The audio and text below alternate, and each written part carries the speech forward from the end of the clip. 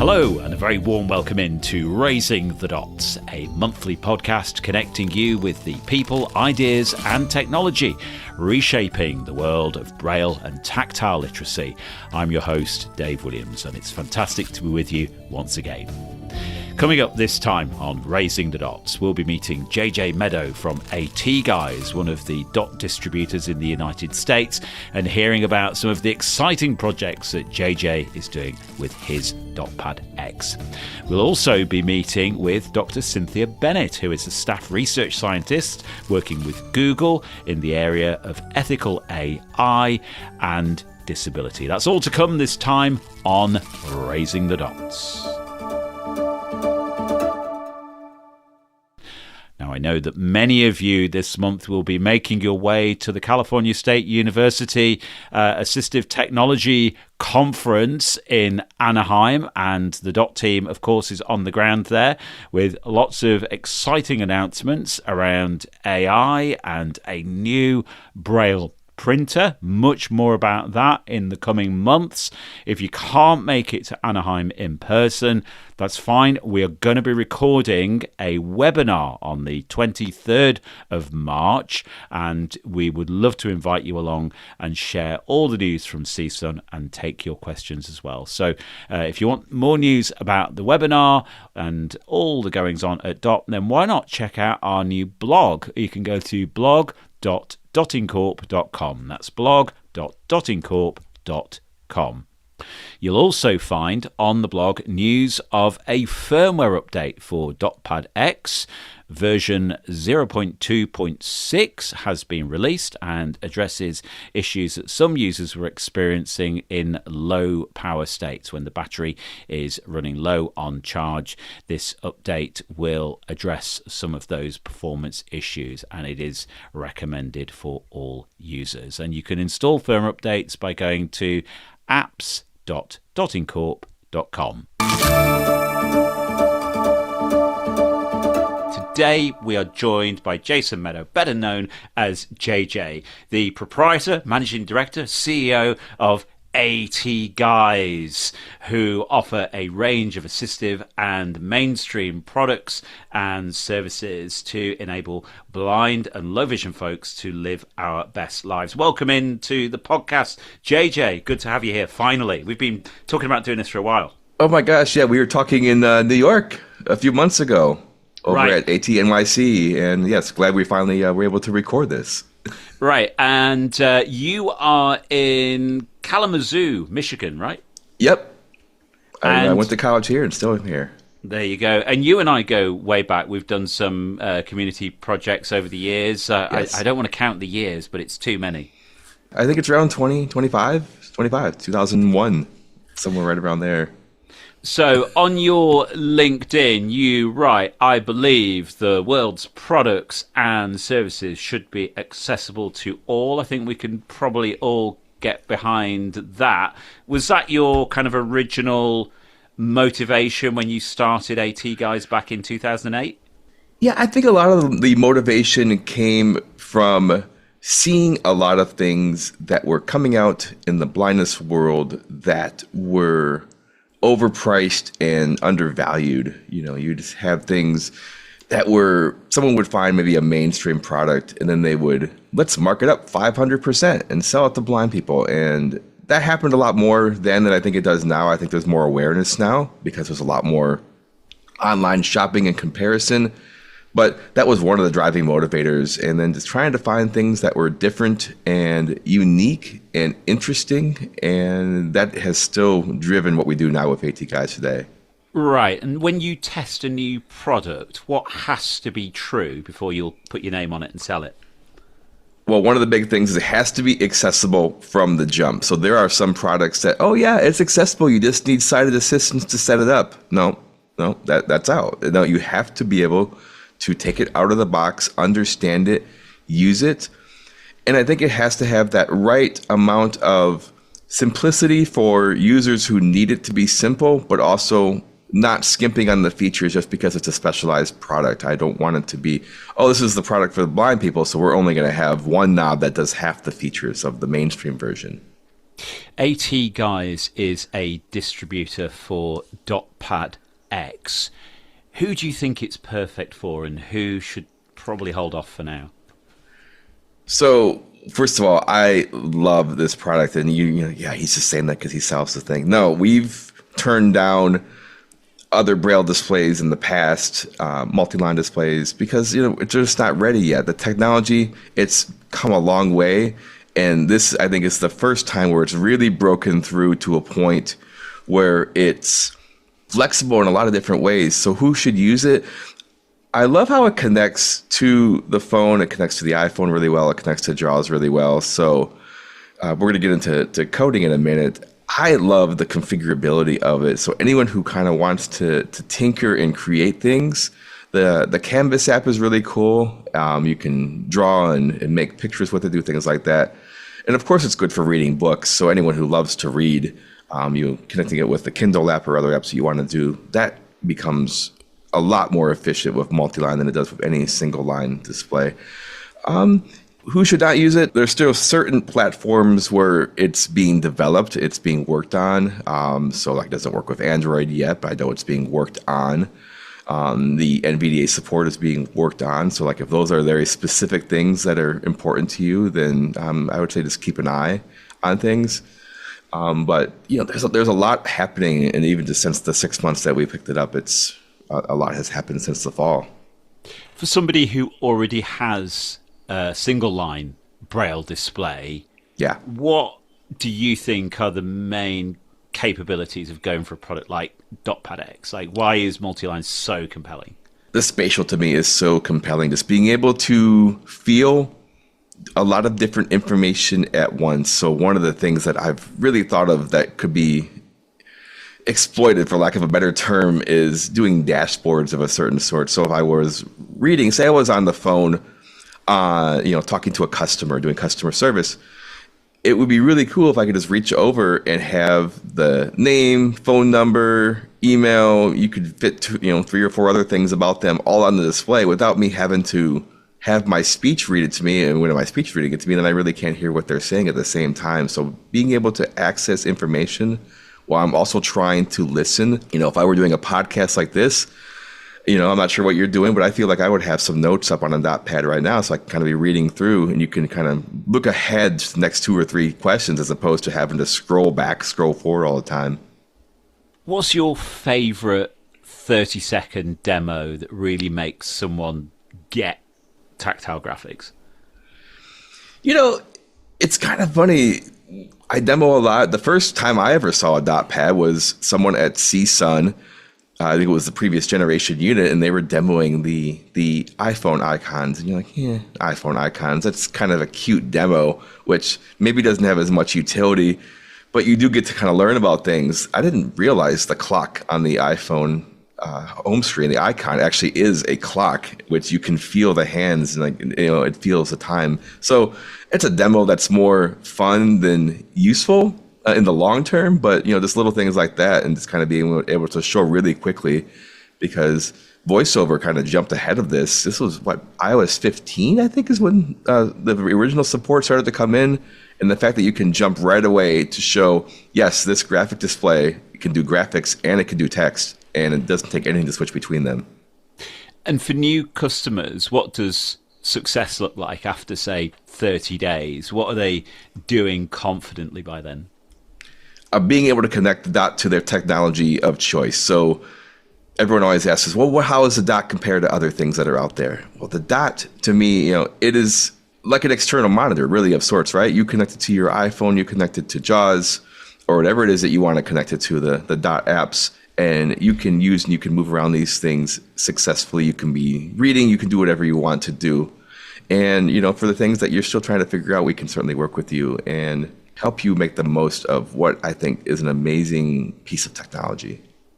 Now, of course, no technology is perfect. So have you run into any kind of early frustrations? Like, what's a kind of a simple fix or tip that would help people over any of those kind of early bumps in the road? There's been a little bit of discussion. There's a multi-line Braille users email group which sprouted up, which I think is really cool, and it has a lot of different manufacturers on there.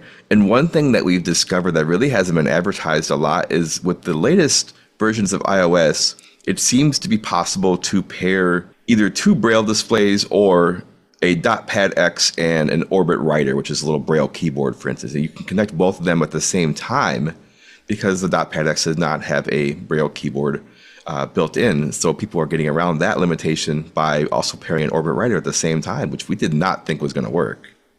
You've been excited by multi-line Braille and tactile displays for ages. I know that you and I have talked about them over the years. What's the big shift now, do you think? I think it's finally become a little more attainable. I hesitate to say affordable because I know it is still not, something that you can get for free or, really low cost.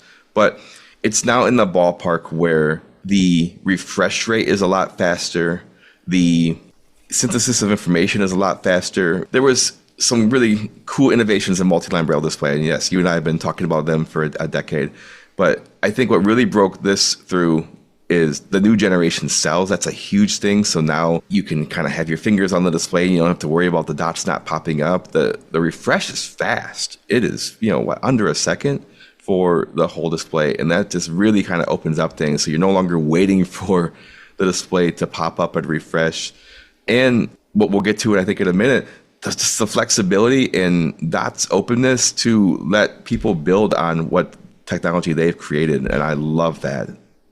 Right. And let's go there then. So you're a coder and contributor in the accessibility world. How does that mindset shape what you want from a tactile display?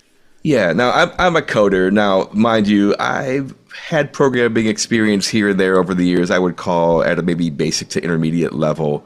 And these days have used AI to augment that coding quite a bit, as a lot of people have. And I think for something like this, that really can work out. So what Dot has done is opened up what's called an SDK. So their software developer kit. It's right online. It's not hidden from anyone. So you can actually go online and you can figure out exactly this is how you connect to this wonderful piece of technology, which I think is important because you are paying money for this. And I think having as much access to it as possible is really important. So I can, with code, say I want to write this to line 3 of the display, or I want to write this text, I want to write this graphic. It really is a canvas, so I can, with whatever language, send things over, and you can work with Windows, it works from the web. There's a whole bunch of different ways that you can access it. I thought we were doing really well there. We got about 20 minutes and not mentioned AI, but since you've... Sorry, I can't help it. You've broken cover. I feel compelled to bring up your presentation from October, where you shared an AI testing framework at the New York Public Library Access Technology Conference. Do you want to just tell us a little bit about that? Yeah, and it really kind of ties into multi-line quite a bit. So the idea of that was called AI Image Quest. And yes, to be honest, it hasn't been touched quite a bit since then, but we need to. So I'm definitely looking for people. So AI Image Quest is, hey, all these AIs are good at identifying images, or are they? You can use Be My Eyes, or you can use Ira, or you can use ChatGPT or Gemini, and you can give it an image. But will it identify things correctly? Because a lot of times with AI, you might hear about hallucinations where it thinks it knows what it's telling you, but actually it's just making things up. So what we wanted to do is pit the same images versus 10 different AIs and see, okay, which ones are actually good at this and which ones are not, because that's really important when you're trying to develop software or you're trying to create images to really understand, okay, I want things that are going to describe things correctly and not pretend to me that they are. Do you think it's possible to take that a step further where we could perhaps consider evaluating how AI might generate tactile images? Yes. I think that would be amazing. And I know you had Marco on, who is the master at SVGs, these vector graphics, which you can kind of, you can create. And he does an amazing job doing them by hand. And oh my gosh, go ahead if you meet up with him. So some of this stuff is just amazing. I don't think AI is going to be there at that point, but getting it to do simple line art, I know I've talked to a little bit with, some of the more modern ones, the newer AIs that will think through things. So a lot of them now kind of will think through their response as opposed to just spitting out the first thing that comes to mind. And if you tell it that you're looking for line art, that you can actually say, I want a file that is only 60 by 40 as opposed to a normal SVG, which would be like 600 by 800 or something like that. And, so you can kind of give it a bit of those parameters. I've been doing some experimenting with that. And yes, I think it would be great to see that's actually a mainstream benchmark that this guy Simon uses, that is a pelican riding a bicycle. I'm not sure if that's the same one we want to use for us, because that's pretty complex. But I think having similar benchmarks for AI and Tactile is absolutely a great idea. That's the question that everybody asks, right? When they encounter the dot pad, can I put my photos on here? And we have to explain, well, if you analyze the original visual image, you almost have to deconstruct that and then build from scratch a new, meaningful tactile experience. Yep. And for me, photos are something that just, they can work. There are certain types of photos that for sure can work on this generation of multi-line. But, the density is still such that, it's just like I've never really in my life, decided people think you want to feel someone's face, never got anything out of that. And I think here it's more for graphs, for showing shapes, for showing charts, any number of other things, maps, love to connect with T-maps at some point. There's just so many things. I think that's where multi-line in this current form factor works the best for doing things like that. And of course, I'm sure there are many other things that you or I have not even thought about. And that's what's the beauty of this, is that new ideas are popping up all the time. Well, and tactile perception is fundamentally different from looking at an image, right? When you think about perspective or reflections or colors, things that perhaps don't lend themselves that well to the tactile domain, you almost have to ask the question, what story are you trying to tell with this image, and build that? Yeah, you're absolutely right with that. I think there's a lot that can be told. I like the idea of tactile and audio combined. I think that can work in certain situations. There's some demos over on the Dot Canvas app that's like some Aesop's Fables and some other just kids books where you have the story being told, and then you have little graphics popping up during the story. That reminds me of books that I read when I was a kid. So I think there certainly are ways, because I would not understand the images without the story. But with those two together, then I can, it kind of comes to life. You are a self-confessed tinkerer, and you've been spinning up Yes. a couple of projects for DotPad. Why don't you tell us about some of those? Yeah, sure. So I have gotten a couple of different things to work with Dot, and a lot of it was just trying to figure out, okay, what can I do with the multi-line display? Because, we have this graphics area that is, it's often advertised as 300 cells, but really think of it, it's 60 pins across, 40 pins down. And when you realize that, Braille text doesn't necessarily need to start on any line of that. It can start in any dot or row of the display. So you could do text, graphics, combinations on the same display. So I did some simple things just to try to test out that theory. I did a month calendar. So we have in the US, I got them every year as a kid, these little 3x5 index card calendars that would just show the days of the month in, column format. So you can kind of just, feel and read, oh yeah, Tuesday's right here, because you just count over the columns. So I did a version of that where it shows the current month, and then you can just pan to the previous or next month or previous or next year. And then I got into games, because games, why games? Well, there are so many games that represent themselves better on a spatial grid. So I started with some really simple ones. I did tic-tac-toe. I did a battleship. I did Connect 4. These are simple games where, yeah, you could arrow around and play them on a computer. I tried playing a game like Connect 4, which, it's a grid game, right? And trying to play a grid game with speech, I was never good at them, because you would have to arrow around and you would forget. You have to keep arrowing around again. Where on a dot, I can just feel it. So I was talking to someone after that. They're like, what about Tetris? Like, I don't know about Tetris. I started to think about it.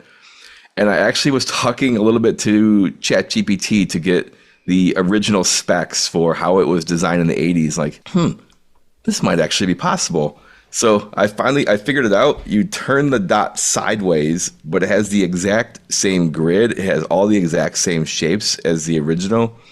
And it is a working now live Tetris game. So I'm now looking for more things like that are just, I think, there are others. I'm not the only one that have done this. There are others in the dot world that have created games and some other things like that. And I just love now the possibility of people being able to create things and share them with each other.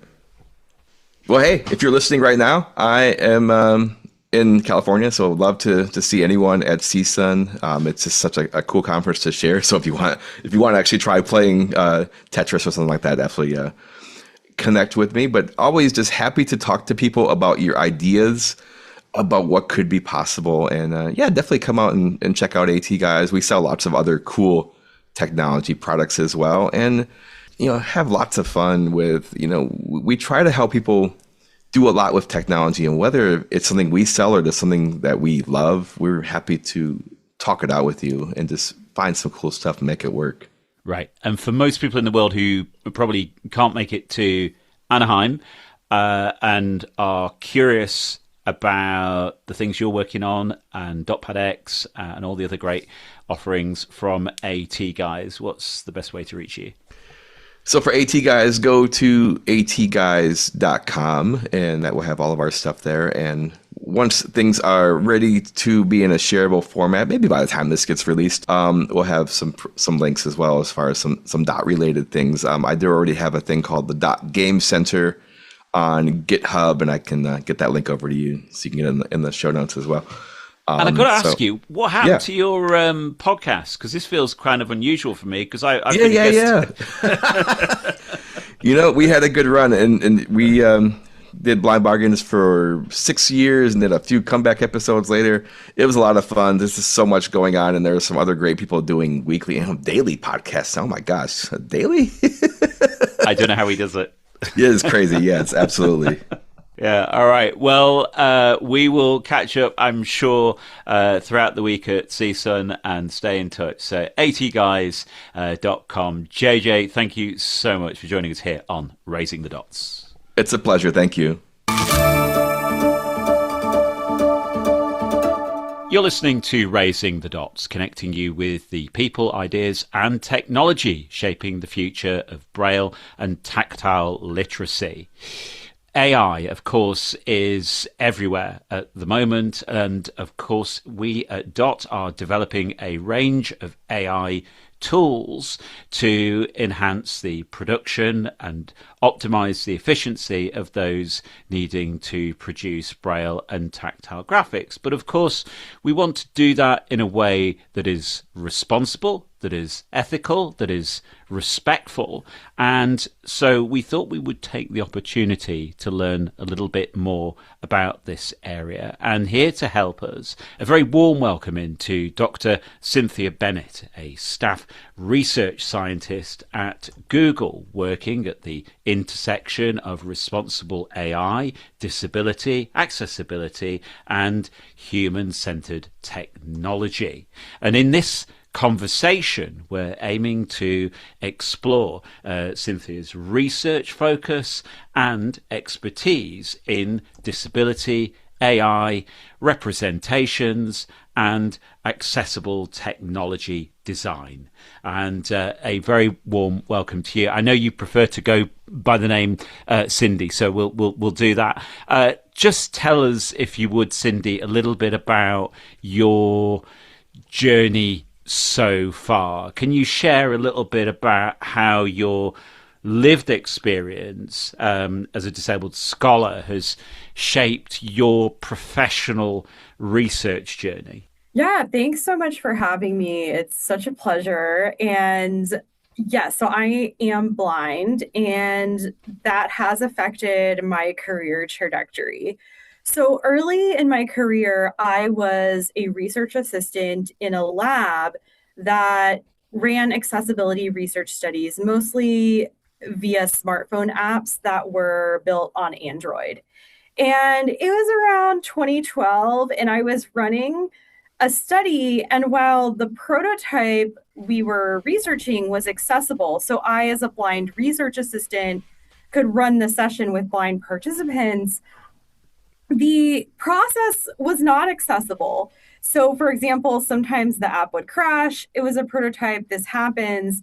And in order to restart the phone and get everything back up and running, that process was actually not completely screen reader accessible. So I had a couple experiences where the app would crash and be like, okay, this is totally a normal participant. I'm just going to get up and run around my building and find a sighted person to do something for like 2 seconds on the phone to get back up and running.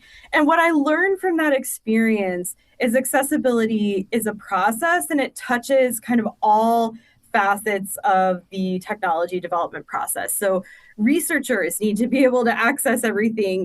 People with disabilities are not just end users. And so that's influenced a lot of my focus and advocacy around ensuring that people with disabilities can be professionals in the design field, kind of even sometimes challenging some ways that we go about accessibility research. More recently, in the past 7 years or so, I've been working in responsible AI. And a lot of my research focuses and projects are influenced by experiences. As a grad student, my office neighbor still is a gender scholar. And they published papers and gave talks about how AI gender recognition was really damaging, making incorrect inferences about people's gender. And this could be particularly harmful for people, especially if they are transgender. And I started to put these stories I was hearing from different people in my life together and think, well, at the same time, AI is being promoted as an accessibility solution, but for certain communities, it might be really harmful. And it turns out that actually some blind people are trans or might be harmed by these systems. And so I, in my more recent responsible AI work, I'll put together things that I'm hearing from different communities that don't quite match up to try to dig deeper and figure out where do we need to be more nuanced in our technology design. You've worked in both academic and industry settings. Does your approach to accessibility research differ between those environments? Can you sort of paint a bit of a picture? How does that compare? Yes. So this is crude, but for the purposes of making it different, an academic research setting, oftentimes mentoring junior scholars is a very specific and explicit part of the job. And so sometimes you might do things as a mentor that you might not do if mentoring wasn't a priority. So maybe taking more time, doing specific things that would just be, training for the student. Another thing, this is one part I really love about academia. Although you have to write grants and appeal to different funding agencies, often you can ask research questions that might not have a direct technology result. So, for example, when I was a grad student, I spent a year thinking about the concept of empathy, and that did not end up with a technology, right? At Google and other tech companies, I have to really fit my research into the vision and the priorities outlined by the leadership at the company and make really clear connections. And so I might be making arguments about the importance of accessibility in the context of how it will improve the user experience for our specific products. And so I'm kind of just reorienting that story. And in the same vein, while I'm able to, research, I'm not directly working in product. And so my research is a little bit more flexible. I still do have to kind of connect it to that specific company vision. Braille, then let's talk a bit about that. After Yeah. all, this is raising the dots, right? Absolutely. And we're all about the Braille and tactile literacy. Braille remains a foundational tactile literacy tool for many blind and low vision folks. Yep. In your view, what are the current challenges and opportunities around Braille literacy in the era of digital and AI enabled technologies? Yeah. So I'm a Braille reader. I'm very proud and feel very fortunate to have learned Braille in school. I think that's how it should be for every, blind and low vision student should get that opportunity. So I Huge advocate. There is no technology that to me would take away the need for Braille. And in fact, actually, technology should be used to increase access to Braille. We've seen this with, Braille displays and now really cool, like the dot products and other products that are offering, spatial access to graphics as well. So I think a challenge is a kind of a predominant stereotype I read is that, oh, because a blind person can listen to audio, Braille is no longer necessary. And I do not agree with that. Instead, I think, there needs to be kind of specific models, in my opinion, a very specific purpose AI. But Braille transcription, I bet AI could help make that available to so many more people, increase the speed, at which we can transcribe Braille documents, lower the barrier to transcription. So that's what I'm really excited and hopeful that will be improved and scaled with AI. Right. And you've kind of answered this, but I wanted to dig a little deeper into, the fact that some research shows that the accessibility of digital content, including PDFs and scientific papers and study materials, can be inaccessible. And, I guess sometimes, we're kind of subjected to poor, automated, transcription tools. So can you sort of speak a little bit to how, Braille output and tactile materials might fit into a kind of a broader accessibility ecosystems, trying to address that problem? Yeah. Well, I'm in a dream world. I'm on an accessible website reading a brand new scientific paper that is screen reader accessible, and I could read it on my Braille display if I wanted. And I could also just emboss all the charts and graphs, onto a tactile graphics display. That is how, tactile literacy is part of information literacy, in the sense that, a text description of a figure, of a spatial representation is not one-to-one. And that's where a tactile representation can instantly give a user kind of the main ideas that a sighted person is seeing. Now, I know that some of your research considers how generative AI represents people with disabilities, and, potentially, that can be harmful. Can you just talk a little bit about some of those challenges? Yeah, so there are a few challenges. And so just to recap, in a few of my studies, I have invited people who have disabilities, very diverse types of disabilities, to evaluate how AI images represent these disabilities. So if you put in a prompt, like show me an image of two blind people going on a date, this is what a participant prompted for. And what does that image look like? How is it representing blind people?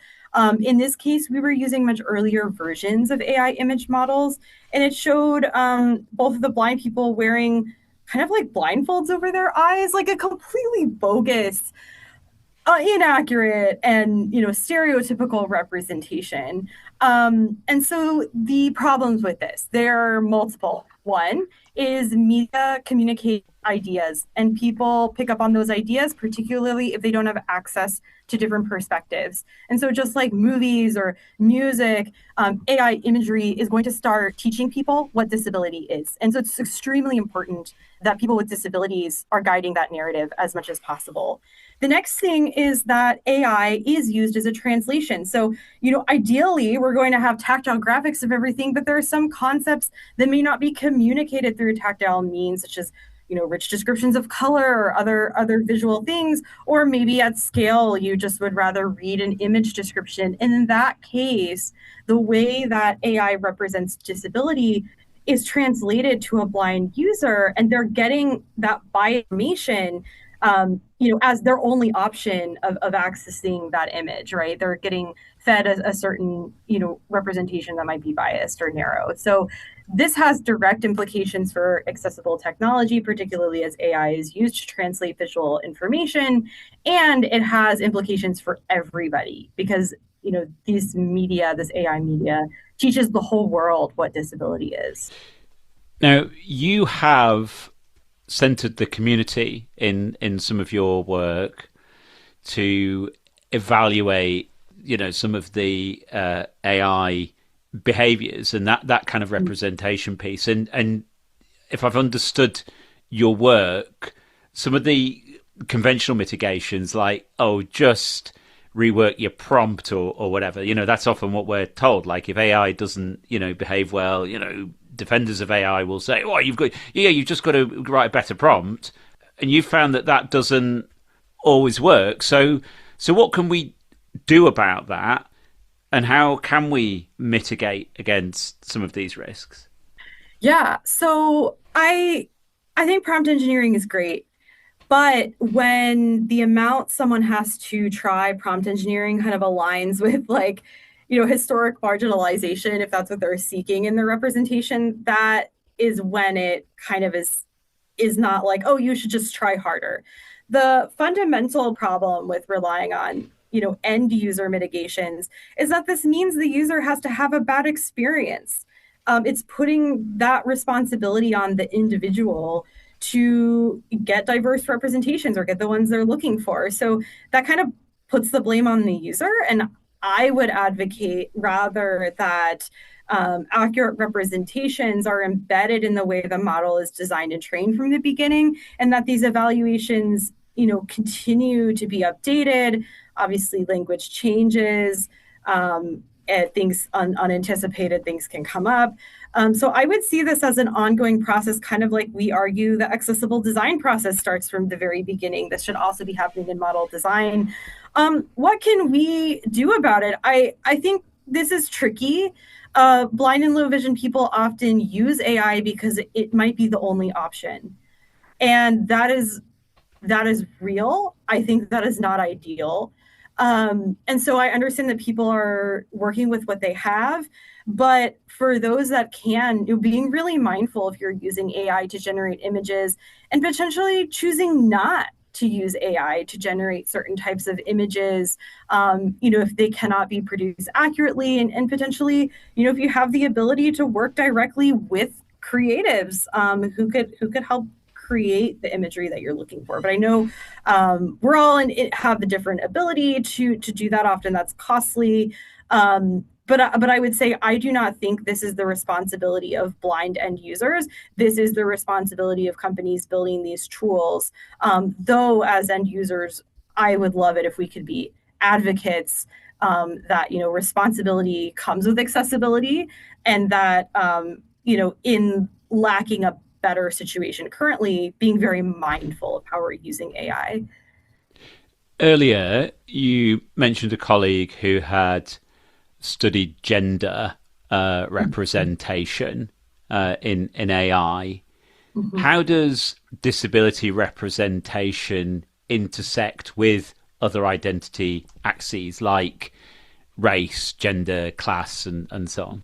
Yeah, well, for the purposes of just accurately representing everyone, disability needs to be shown as an experience that all types of people have. And what we witness with AI images is that they replicate stereotypes propagated through other forms of media. So, for example, there is a lot of research coming out that the way that autism was portrayed led to boys being diagnosed a little bit more easily, and a lot of women not being diagnosed until later in life. And in these AI image models requesting an image of an autistic person, more often we saw images of autistic boys. So even though the prompt didn't specify the gender, the images were kind of following in this stereotype outside of AI that was in broader society, that autism is something that is experienced by boys, even though that's not true. And so it's about kind of ensuring that there's an accurate representation. that disability is experienced across all facets of identity, and these models need to make that available. I'm thinking about obviously AI for tactile experiences, and we know that AI systems often are asked to classify and output information about people, including their characteristics like race and gender.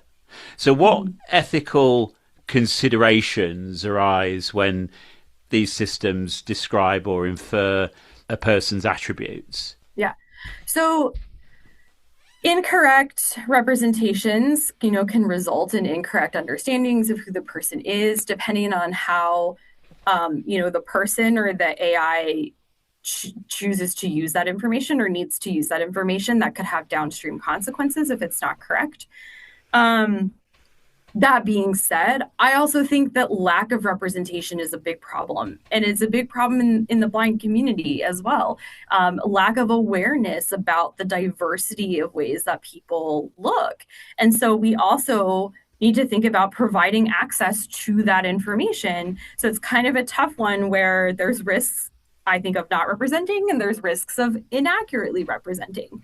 So there's probably no perfect solution, but some things that I think, we can all do, whether you're working with AI or if you're, in any position where you need to represent someone, being specific and accurate. And so, specific might be, can an AI know something about someone's identity? No, it probably doesn't. And so what are things that it could describe about physical appearance that might make it clear? And so some people maybe say like skin tone or what the person is wearing. I've heard complaints, and I understand this, that sometimes this can make image descriptions longer. I do understand that exceedingly verbose image descriptions are inefficient, but I would also, again, ask the blind community to be mindful of like what the purpose of potentially these longer descriptions might be to help be, accurate and also in line with what an AI model can actually infer versus, things about identity that it can't. Another thing that I advocate for, which is outside the control of the community, is many of these same systems that are used to generate image descriptions are repurposed for other uses, such as, determining decisions about applications or people's eligibility for different services.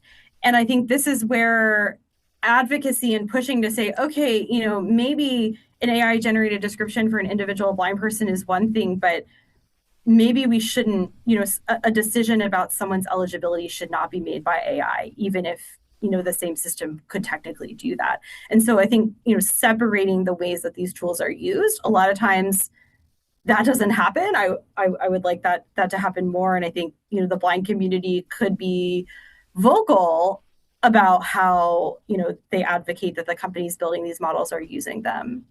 Right. And given that AI can sometimes misrepresent people, what safety or security concerns should designers and developers be prioritizing then? Especially like when it comes to accessibility. So if you're a designer or a developer, right, and you're making a tool that's intended to, let's say, produce an image, and we know that the AI might misrepresent somebody in that. I mean, how can a designer or a developer manage that situation?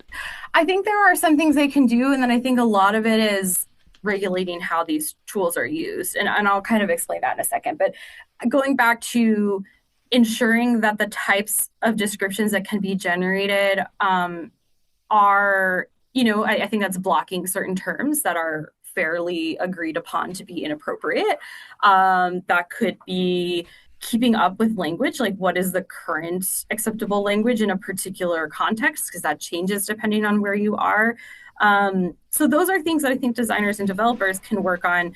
But I think a lot of this comes down to use. So if we think about like, there is regulation in many industries. There are a lot of things that people can do that are dangerous or that could be harmful. And it's the way that it's regulated, that's how safety is managed, or, privacy and security. So for example, if you think about Adult content, there are places and use cases where that's appropriate. And there's also regulation on how that content is created and disseminated. And so I think that building on regulatory frameworks that have maybe been used to decide how other media is made available could potentially be useful. But I think, some of that might be outside of design and development and really beyond kind of regulatory frameworks. Do you think there are any circumstances where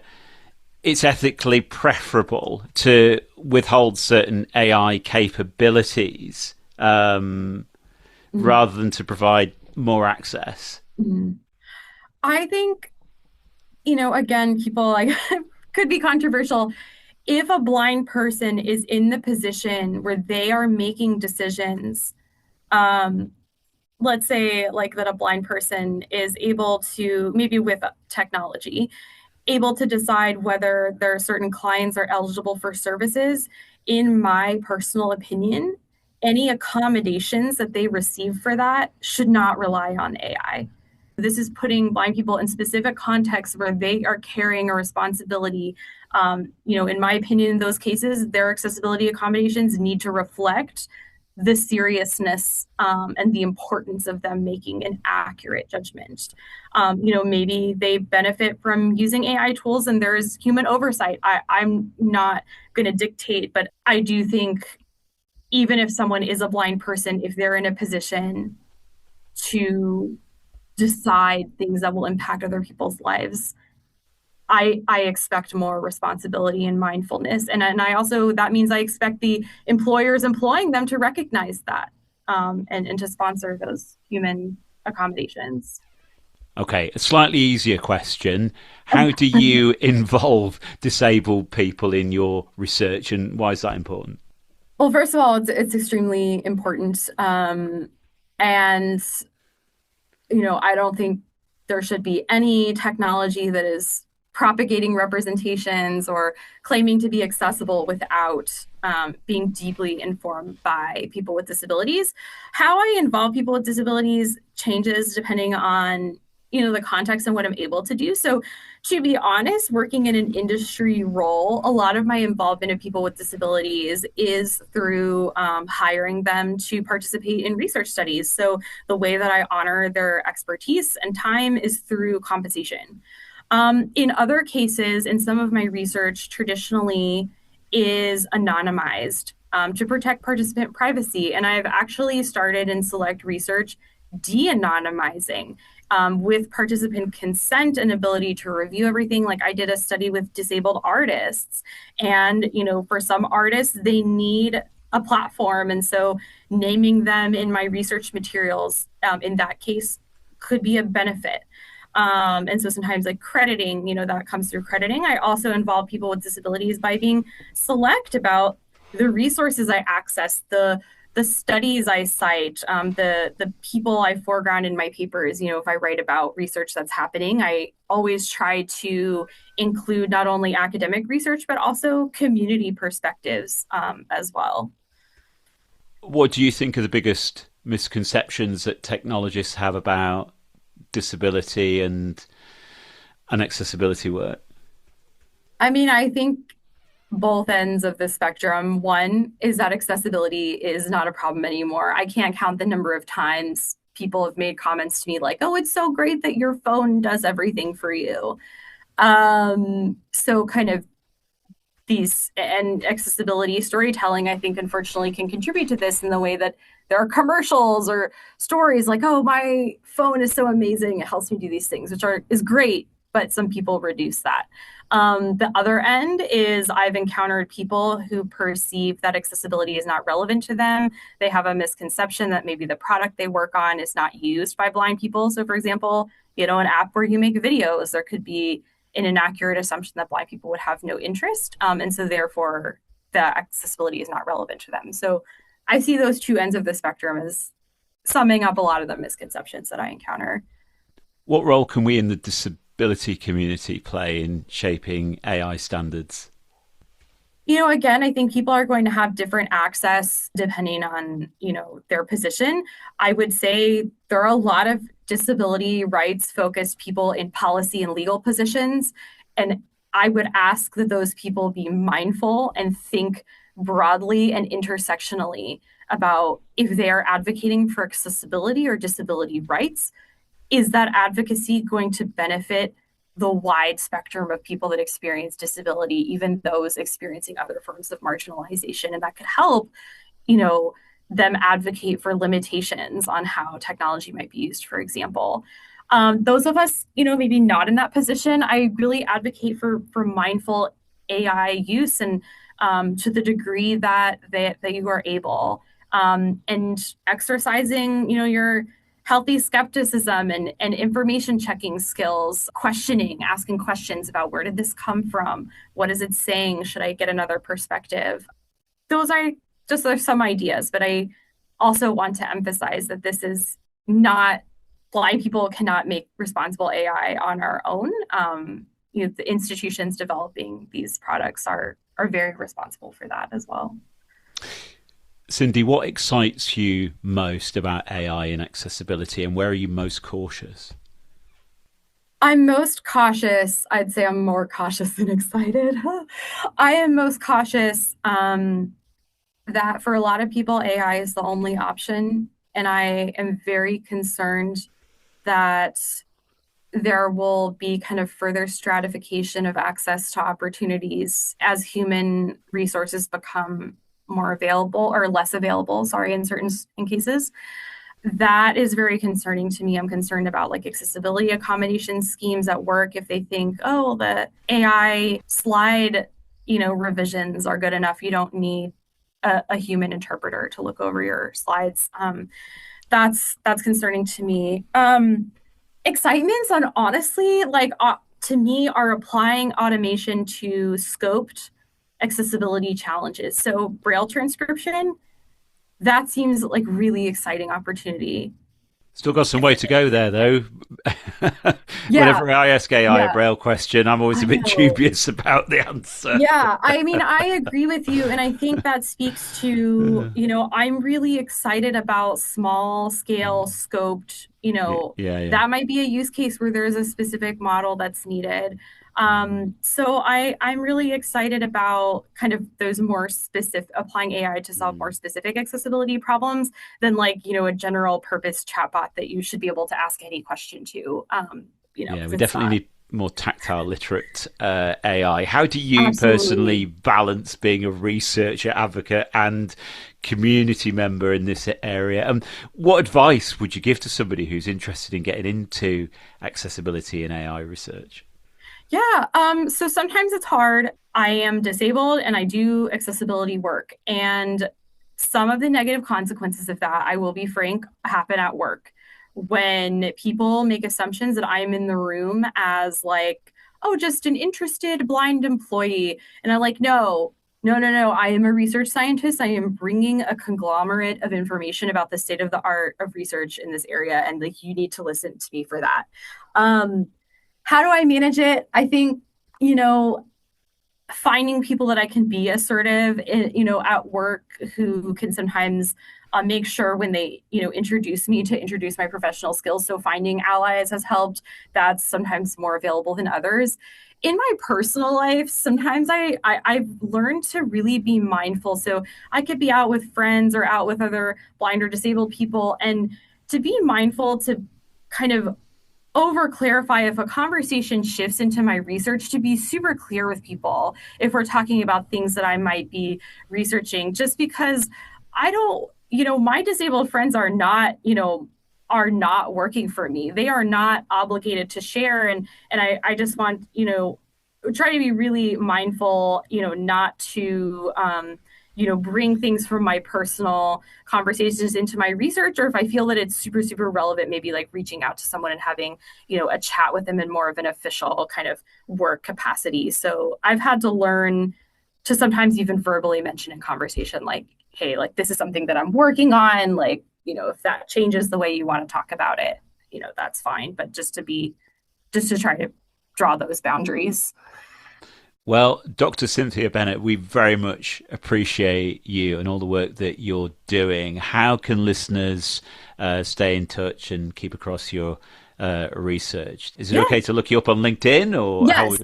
Yeah. So I go by Cynthia Bennett on LinkedIn. I do use that name for all of my publishing and professional stuff. I don't post often, but that is the social media I am most active in sharing research on right now. Well, thank you so much again for your time, and we appreciate you being here with us on Raising the Dots. Yeah, thank you. Thanks again to our guests this month. If you have a question, suggestion, or comment, or other feedback about the podcast, then we would absolutely love to hear from you. info@dottingcorp.com. That's how you get in touch. info@dottingcorp.com. Don't forget to like, subscribe, and share. And we look forward to catching up next time on Raising the Dots. But until then, from me, Dave Williams, and the rest of the team, bye for now.